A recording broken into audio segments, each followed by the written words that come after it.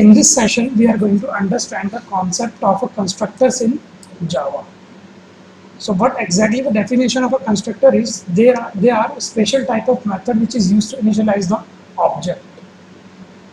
Basically, they are involved at the time of object creation. Means ये जो constructor होते हैं कब कॉल होते हैं? When you create any object. So before dealing with constructor, there are certain rules which you have to follow. इसका जो पहला रूल है ये होता है constructor name must be same as its class name. जो कंस्ट्रक्टर का नेम रहेगा वो बिल्कुल वही रहेगा जो आपकी क्लास का होगा name. Constructor does not have any return type. Methods में क्या होता था कि हमें पब्लिक वॉइड फिर मेथड का नेम बताना पड़ता था. अब कंस्ट्रक्टर में डील करते वक्त हमें कोई रिटर्न टाइप नहीं बताना होता.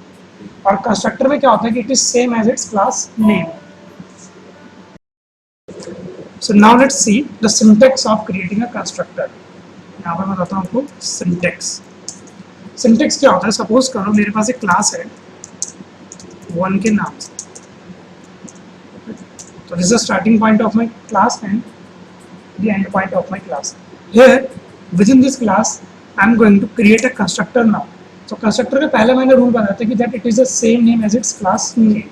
So constructor का नेम आएगा मेरा same. करली ब्रेस यहाँ पर आएंगे मेरे ब्रैकेट्स, करली ब्रेसेस से स्टार्ट और करली ब्रेसेस से खत्म. और यहाँ पर आ जाएगी आपके कंस्ट्रक्टर की body. So this is the syntax to create a constructor.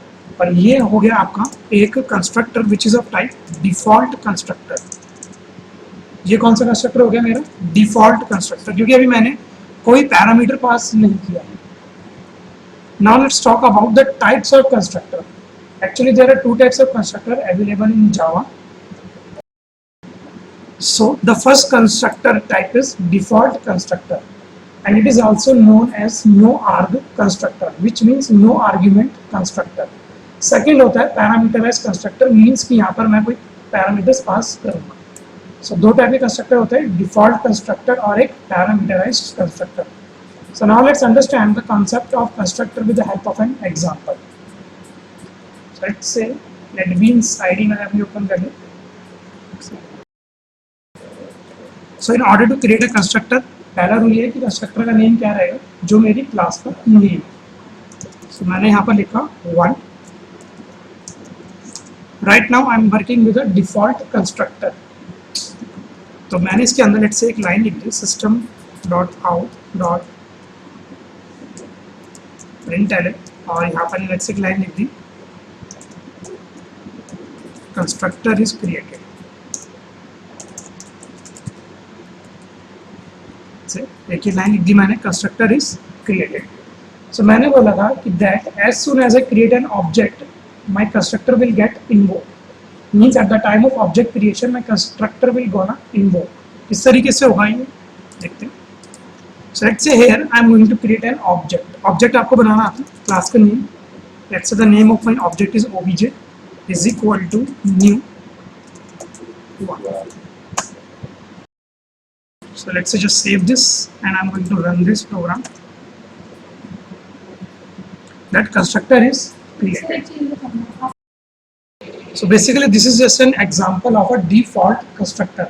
So now let's understand our another type of constructor which is called as parameterized constructor. So parameterized constructor किसे कहते हैं? Which has the parameters in it. So मैं class बना लेता हूँ और नाम है second. So this is the name of my class second.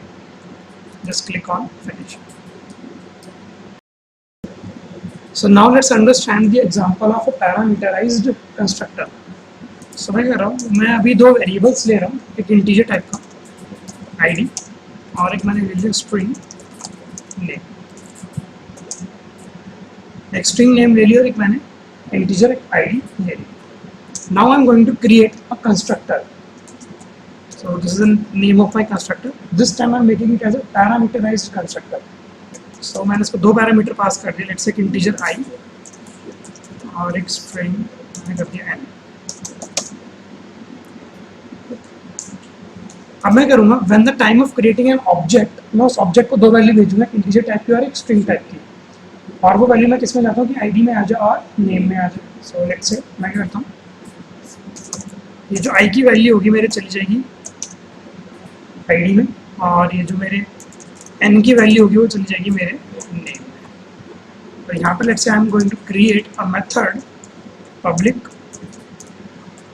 void display। So ये क्या हो गया मेरे मेथड का एक नेम पब्लिक void display। अब इसके अंदर मैं एक सिंपल छोटी सी लाइन लिखूंगा, system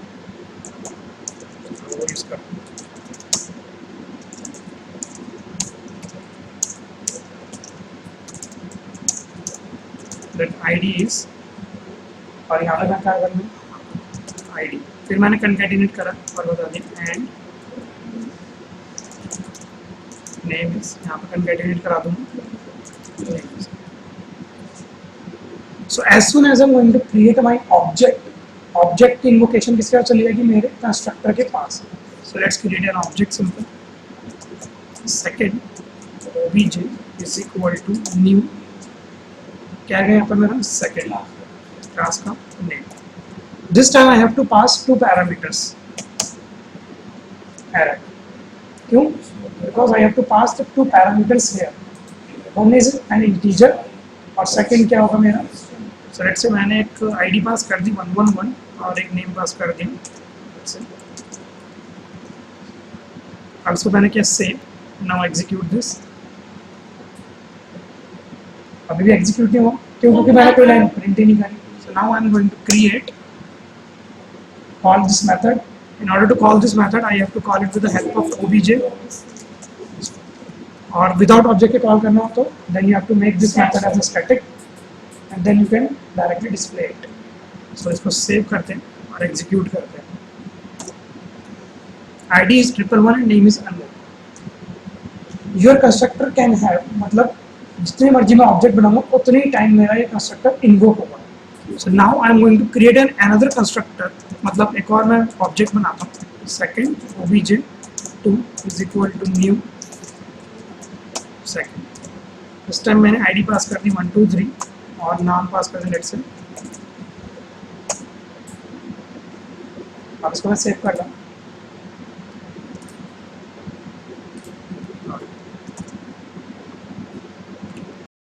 Let's say here I am going to pass an obj2 dot display,